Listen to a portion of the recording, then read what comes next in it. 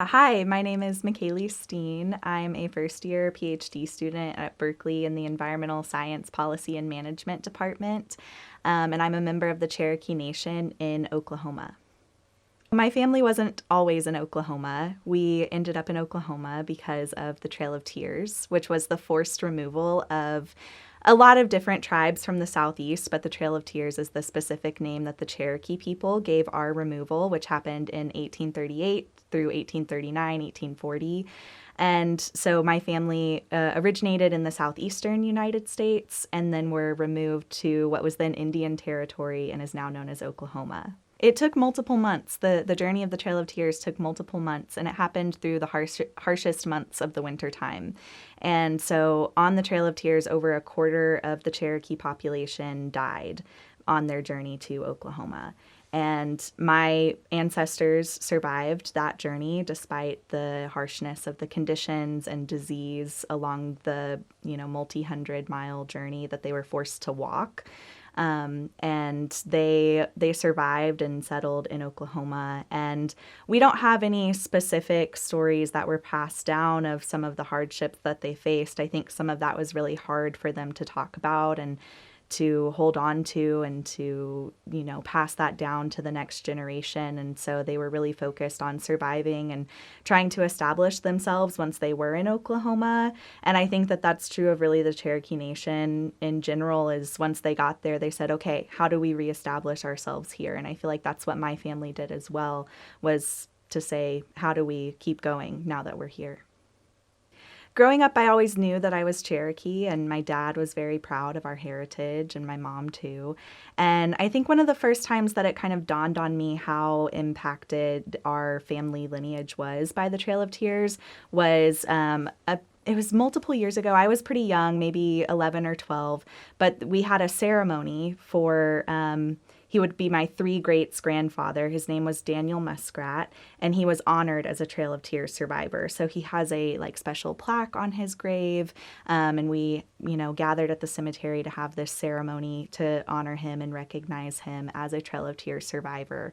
And that was one of the first moments that I think it really sunk in for me of, that is someone that I'm related to, and that's someone that survived this really terrible thing. And I think later, as I was in college and in other circumstances, people always ask, about your family and your family history. Oh, how did you end up in Oklahoma and all of that? And when I started to think about it, that was really the answer, the Trail of Tears. My mom's family originally came from around Georgia and Tennessee, and my dad's family too, around there, as best as we know. And so when it comes to that legacy and why we're in Oklahoma, that's really why.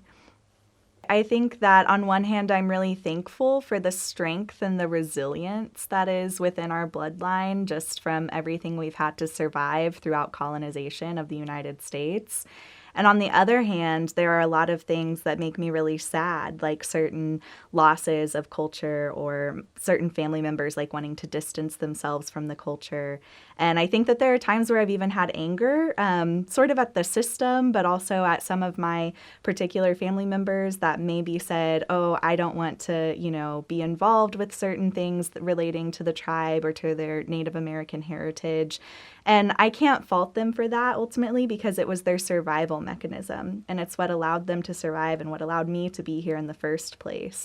But there is a lot of sadness and anger there as well, that that genocide of the Trail of Tears and removal kind of continues through cultural genocide and continued erasure and continued kind of perseverance in the ways that they could. I think that genocide on one hand is death and loss of life, but there's also cultural genocide, and that is definitely aided by erasure at multiple levels throughout media and education and, books and movies, TV, news, whatever it may be, positions in government. And so that sort of erasure is ongoing, and it's something that I've experienced, and it's something that I know a lot of Native people experience. And so this access to cultural resources and to cultural knowledge is definitely an ongoing act of violence in Native communities.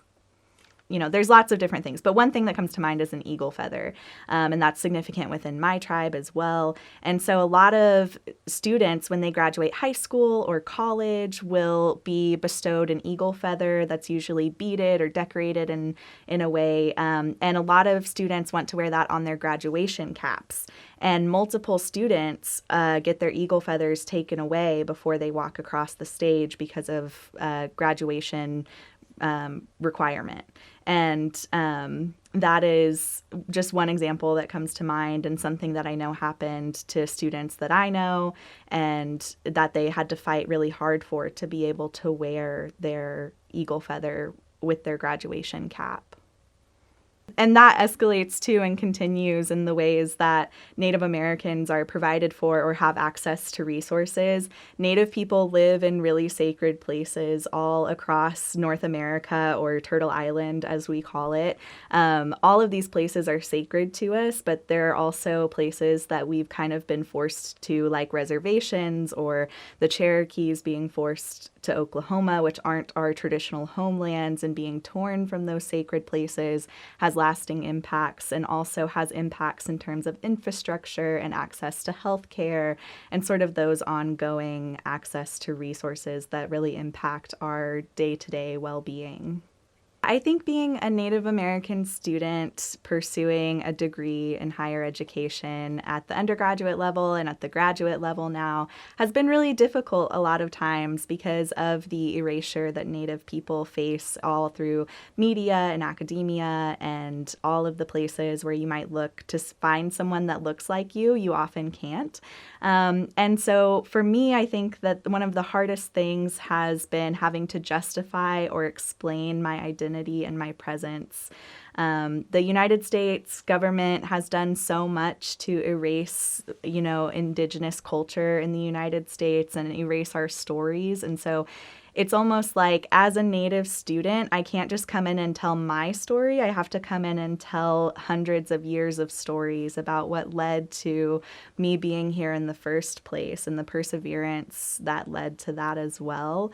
And I think that a lot of times, in some ways, that puts Native students at a disadvantage because you're carrying around a lot of generational trauma and you're moving through a lot of that. So whether it's the name of a person on a building that you are having to attend a class in that maybe was committing horrible acts within your community, or the curriculum itself, there are so many times where we're faced with barriers to our having to justify our existence here.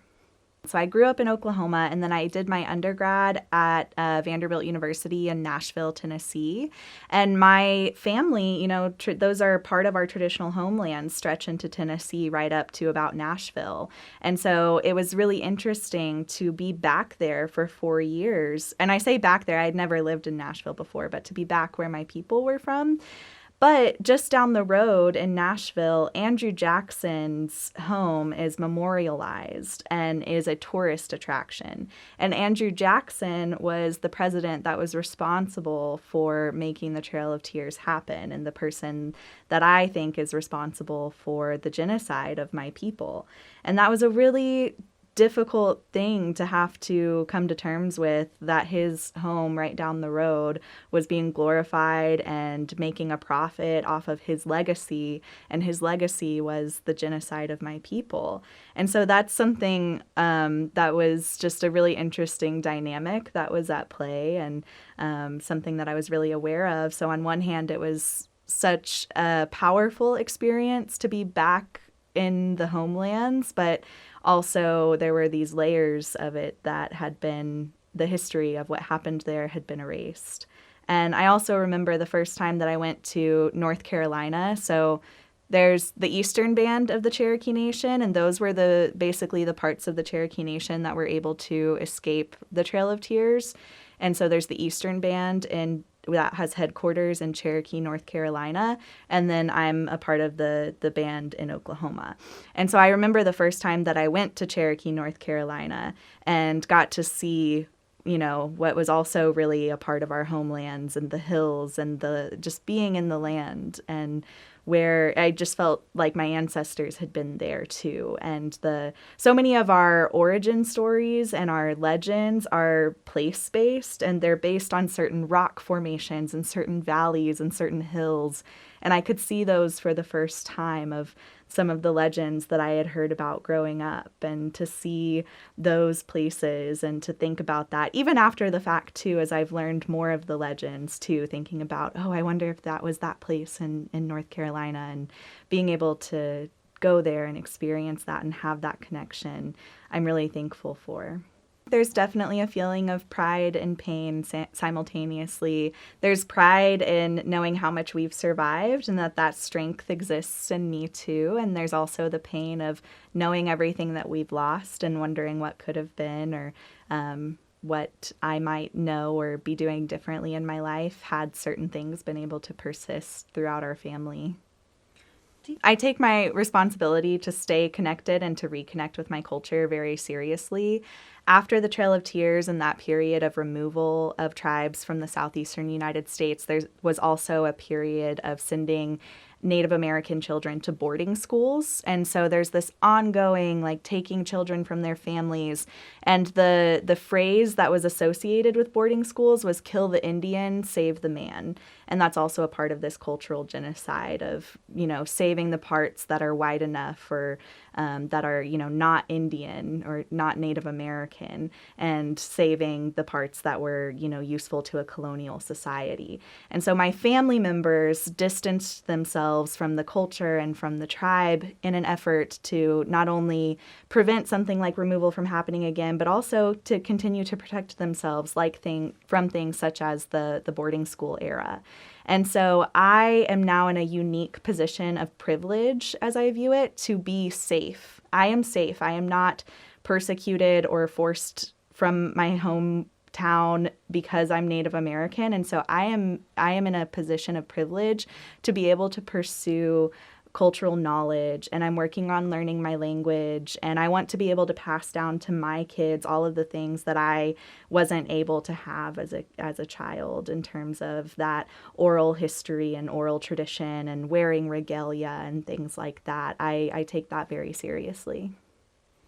I've always really been passionate about the environment and environmental science, and I'm now pursuing a career within academia and within environmental science, studying Indigenous stewardship of lands and the positive impact that Indigenous people can have on their lands. And I think that really goes back all the way to my ancestors and how they have always interacted with the land and how they've maintained this knowledge of the land for millennia, and not only knowledge, but a deep respect and a view of the land that is of a reciprocal kinship relationship with their surroundings, whether it's plants or animals or rocks.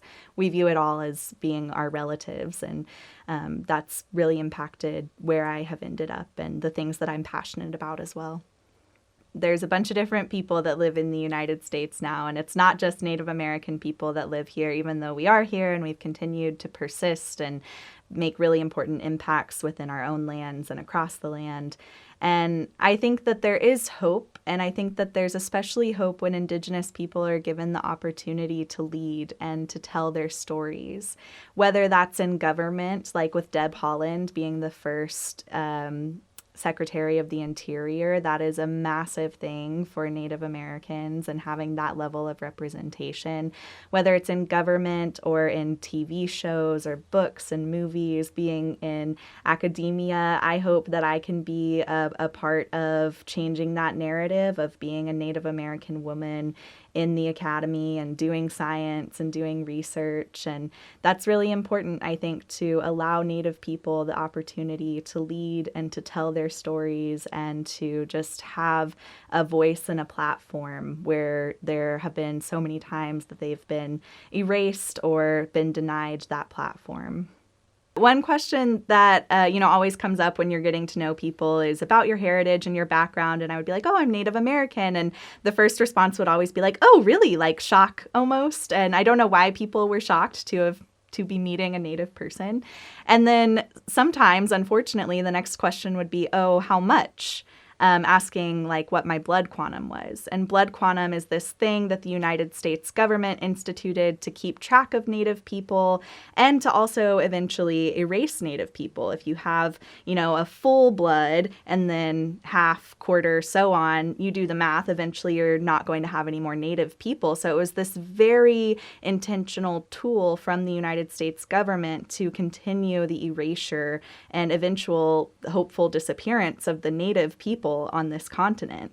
And so, sometimes people would ask, how much or how Native are you? And I refuse to answer that question because Indigenous people never had rules of blood quantum to justify who was a member of their tribe. It was totally based on kinship and who your family was and what your values are and how you interacted with the tribe and things like that. I think that it's also really important that if you have the opportunity to talk with a Native person, that you do that, but you also don't cause an undue burden on them. We do a lot of educating, I feel, as we move through our lives, and that can become a burden. But I think more often than not, people are really willing to talk to you. So if you do find yourself in a room or sitting across from someone who is Native American or has a different story than you at all in general, just asking them questions and being open and realizing that you don't know everything and that it's okay to not know everything and being comfortable with the uncomfortable. And how else are we going to learn if we don't ask questions?